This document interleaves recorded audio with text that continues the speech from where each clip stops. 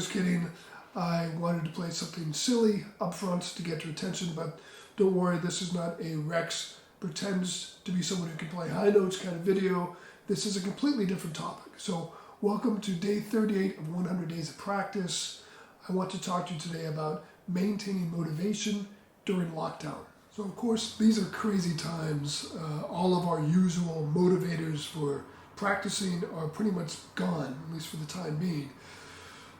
Very few of us have concerts or recording sessions or auditions and, any of the usual projects that would compel us to say, okay, I got to put time in on my instrument. So how do we stay motivated to keep practicing? Two things. First of all, take the long view here. This pandemic does not mark the end of the arts. It doesn't mark the end of music, right? We're not sure what everything's going to look like on the other side, but there's going to be a place for you and your musicianship.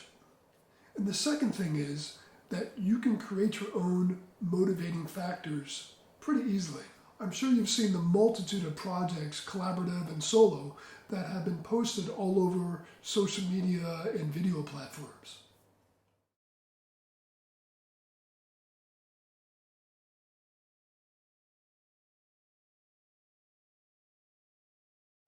So why not create your own? You don't have to be a famous trumpet player or even a professional to create something you can be proud of.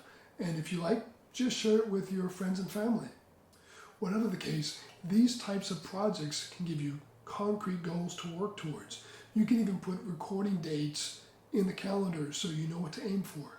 Now, the other great motivator for me is this. This is my practice journal.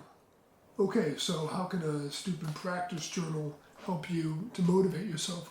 Well, it can be a crucial tool in creating goal-oriented structure to your practicing, essentially creating a long-term plan for your musical development, and it can help you document your daily progress towards those goals. So the journal is for your purposes. You can structure it and use it how you want. And it doesn't really matter if anyone else can interpret what you've written. In fact, mine probably looks like chicken scratch to someone else. Yeah, believe it or not, I know what all of that means. So what can you do with this journal? Well, first of all, set some goals. Maybe there's a movement of a concerto or sonata that you've been wanting to play for some time. Well, give yourself, say, 2 months to get a performance ready. And at the end of those 2 months, you can plan to create a video. Or maybe you want to increase your tonguing speed by 10 metronome clicks.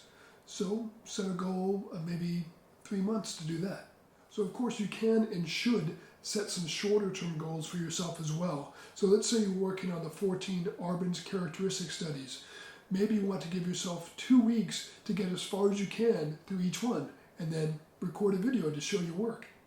It's also a great idea to break down those longer term goals into smaller chunks. So let's take that movement of a sonata or concerto that you're hoping to be able to perform within 2 months. Well, it's probably less daunting if you think of mastering 1 page per week.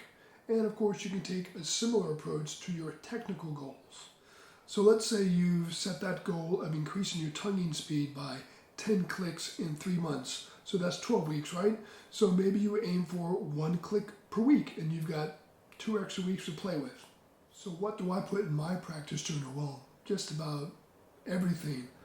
Long-term goals for pieces, tempos I intend to reach, guessing how long it will take me to get there, and then on a daily basis, everything I practice, every Clark study, what tempo, which articulations, flexibility exercises, everything. And then every week I can kind of look back and see what I covered and maybe what I missed. Also, and I think this is crucial, it allows me to track and document my progress on a day-to-day basis. Now, being able to document progress, being able to write down that I played a particular technical exercise or passes of a concerto, say, 1 click faster than I did yesterday or the week before. I finally hit that high G and I can only hit an F sharp the week before. Man, that feels great to be able to write that down. And that in itself is a great motivator. So if you're thinking to yourself, well, I'm kind of new to this idea and I feel like I might need a little extra help figuring out how to set appropriate goals, how to be reflective about my practice habits and all that sort of stuff, the good news is there are some great resources out there for you. For example, my wonderful colleague at VCU, Susanna Klein, has come up with this amazing practice journal full of all kinds of really useful prompts. And she calls it Practisma, and the subtitle, I love this, is 16 Weeks of Efficiency, Empowerment, and Joy for Musicians. How awesome is that?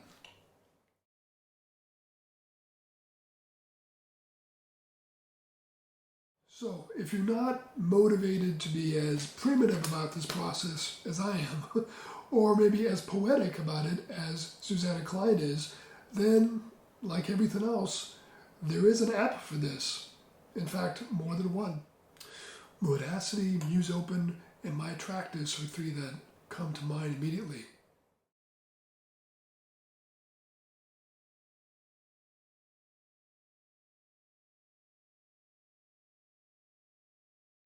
For sure, there's a multitude of options, and while I can't really vouch for any of them personally through extensive experience because, well, I'm still stuck in the primitive mode, I don't think it'll take a lot of research for you to find one that will suit your needs. Okay, so to summarize, keeping your motivation to practice during lockdown is not an insurmountable problem. You just need to come up with a plan and a good way to document your progress through that plan. And whether you use one of the newest apps or a specialized journal with thoughtful prompts or just a crummy notebook, it doesn't really matter. It's all about setting goals. You want to set up a series of goals, some of them with performance outcomes. Right now, a great way to do that is through video projects, whether collaborative or solo, or if you want some extra pressure, you can always live stream it. So you can set long-term goals based on pieces you wish to perform or on simply improving your technique. And then break up these longer-term goals, which could go for weeks or months, into smaller, shorter-term goals. And use these shorter-term goals to gauge your progress. Because if you do this over time, it will add up to a lot of growth in your playing. Okay, thank you so much for watching. I hope you found some of this helpful for yourself or for your students. And as always, I'd love to receive your comments or questions. In fact, I'd love to hear how you're dealing with this very issue. How are you practicing? How are you creating structure and creating motivation for yourself under these really strange and difficult circumstances? Thanks.